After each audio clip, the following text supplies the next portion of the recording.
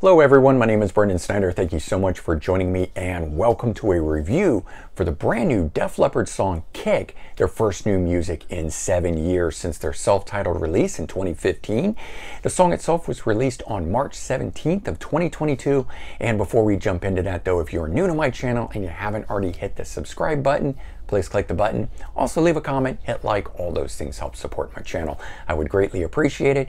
And of course, as an added bonus, by subscribing, you'll be able to stay up to date on all that's going on in the world of music, just like this with the brand new Def Leppard review for Kick, their first new music in 7 years. So interestingly, earlier this week, Def Leppard launched a brand new website with a countdown clock on it that expired on Thursday at 10 a.m. Eastern Standard Time. And when the clock itself struck 0, they not only announced a brand new album, Diamond Star Halos, but they released their first new music in 7 years, the song Kick. And so over the last year, the band itself had hinted at new music and that it was coming, but to be honest with, as slow as the band moves in terms of its recording and releasing new music, I kind of figured we would only get a one-off single, maybe a couple new songs as part of a compilation, but I certainly couldn't have imagined an entire brand new album. That was more than I could hope for, at least. Now, with the exception of their first 3 albums, Def Leppard aren't known for moving very fast between albums and often take a very long time. This is the second time in their career that it's been 7 years between albums.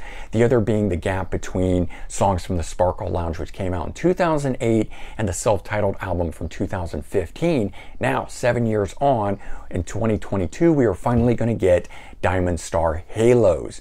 And so the new album itself is going to be released on May 27th, which is just under 2.5 months away. So we don't even have to wait very long.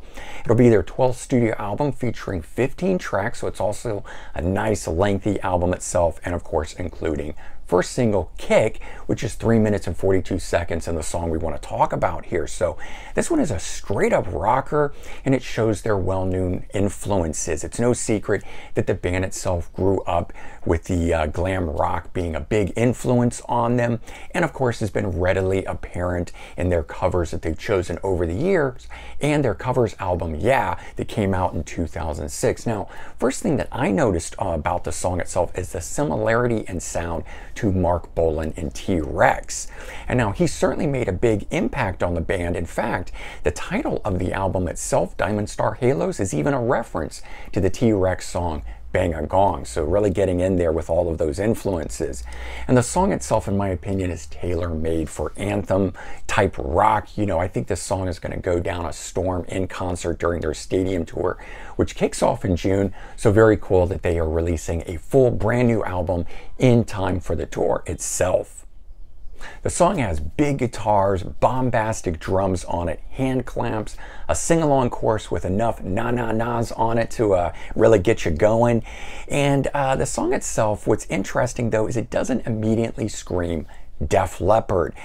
For me, what's missing from Kick are the overtly layered guitar sound that they normally do, and sort of that striking lead work that sometimes is over the tops of these things.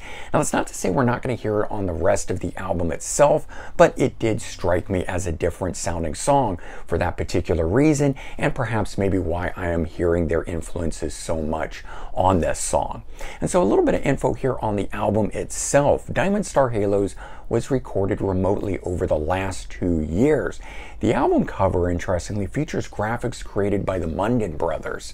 And then the photos for the album itself were taken by famed photographer Anton Corbijn, most notable for having worked with U2.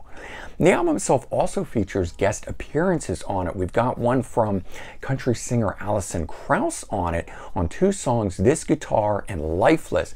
And it worries me a little bit only in that I wasn't a big fan of the last time that they worked with a country artist, Tim McGraw, on the song 9 Lives from the album Songs from the Sparkle Lounge, which came out in 2008. But I will wait until I at least hear those 2 songs before I make a judgment, because who knows, Alison Krauss may be just what both those songs need. And the album itself features another guest on it, Mike Garson on piano from David Bowie's band. So again, we got another connection there. 2 songs that he's on, Goodbye for Good this time, and Angels Can't Help You Now. And so all of this album certainly has the band wearing its influences proudly on its sleeve, from Mark Bolan and T-Rex to David Bowie and more, and should be a very exciting album of which I cannot wait to hear more from.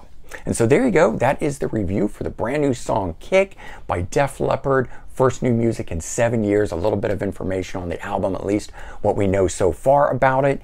As far as related videos are concerned, I will leave a link in the description to my album ranking for Def Leppard if you want to check that out. Guess I'll have to do an entire new one once this album drops here.